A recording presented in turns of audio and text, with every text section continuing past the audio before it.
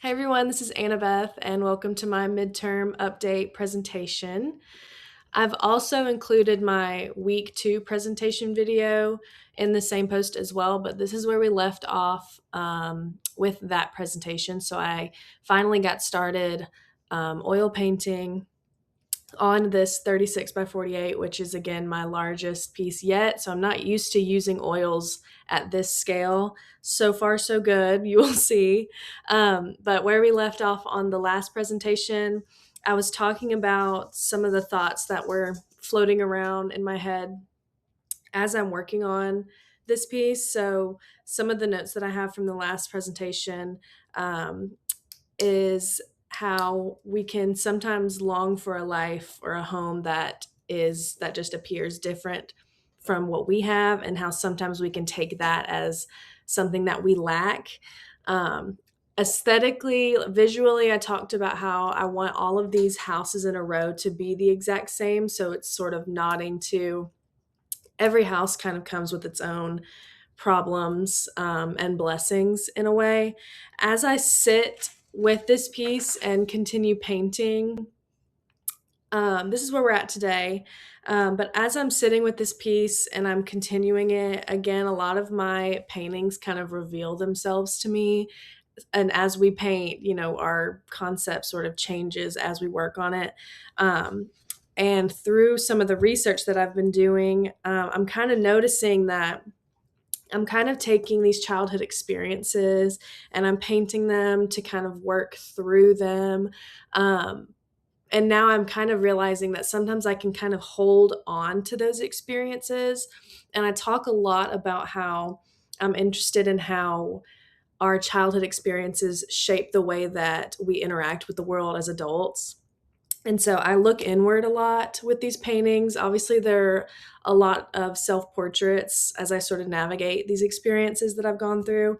And so, that being said, this painting, I kind of realize that I am holding on to some of these horrible experiences that have happened to me. So now, as I'm working on this large figure, she's got her arm wrapped around one of these houses with the lights turned off, and it's kind of reminding me of how sometimes we can stay with these bad experiences and that can also affect us. So it's a kind of now pointing more towards how we can get up and we can take those experiences and we can leave them, and we don't have to sort of harp on the past, if that makes sense. So this painting now to me is less about envy and more about this attachment that we have to our childhoods. So all of these houses are identical on the outside, but each house and each family comes with its own unseen complexities and have entirely different emotional landscapes. And so the figure's embrace on this house in particular is sort of a reflection of the way that we hold on to our own histories and how they shape who we become, or they hold us back from who we can become.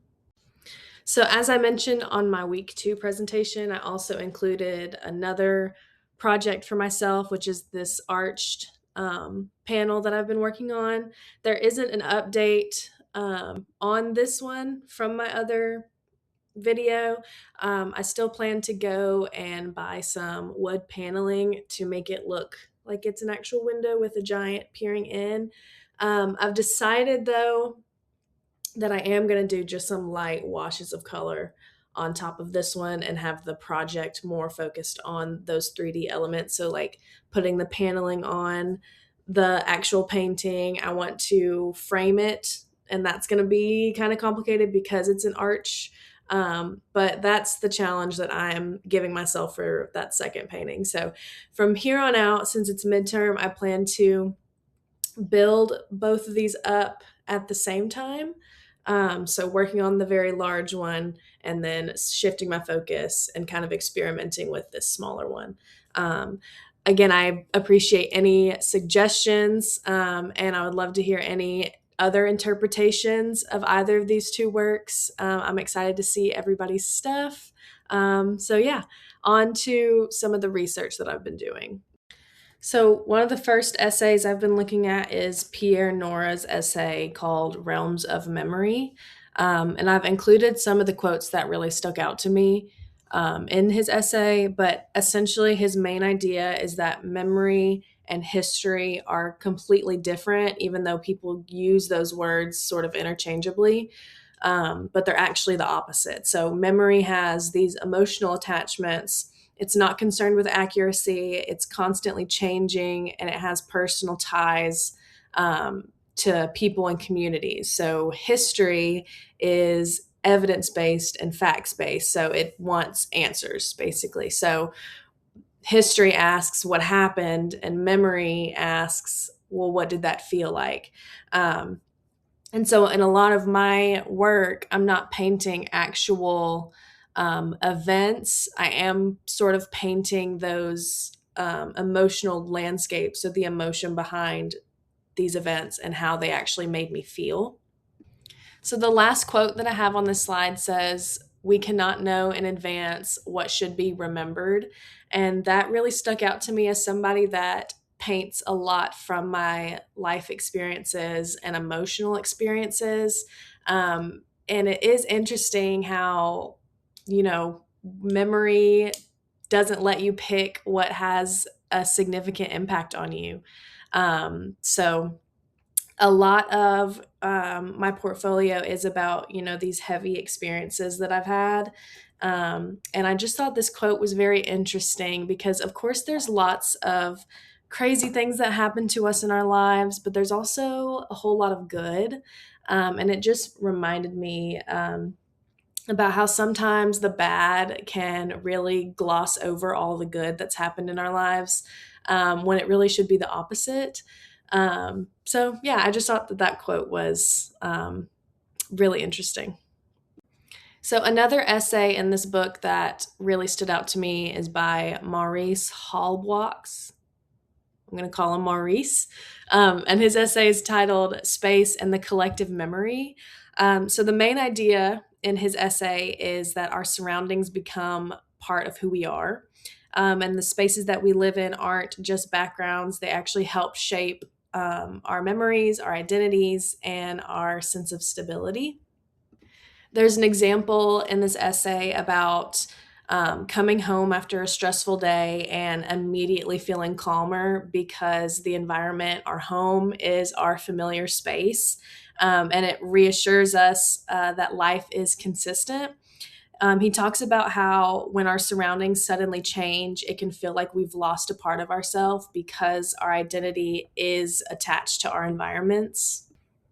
So instead of thinking about memory as this private individual experiences, he's suggesting that it's more social than that, and that our families, the homes that we grow up in, the communities we grow up in, our routines and traditions actually is what shapes what we remember and how we remember it.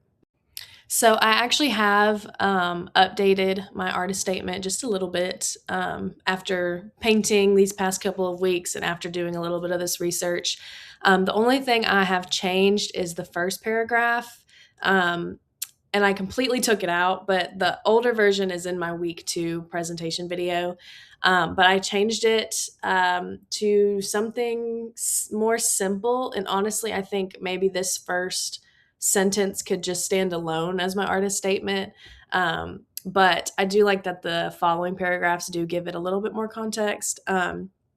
But I put the houses we grow up in have a lasting influence on the people that we become. Mine had floors made of eggshells. I'm still interested in hearing what you guys have to say about my artist statement. I feel like we're always tweaking these artist statements. So I am interested to hear what you guys have to say about this edit that I've made. Thank you guys for taking the time to listen, and I'm looking forward to hearing all of your suggestions.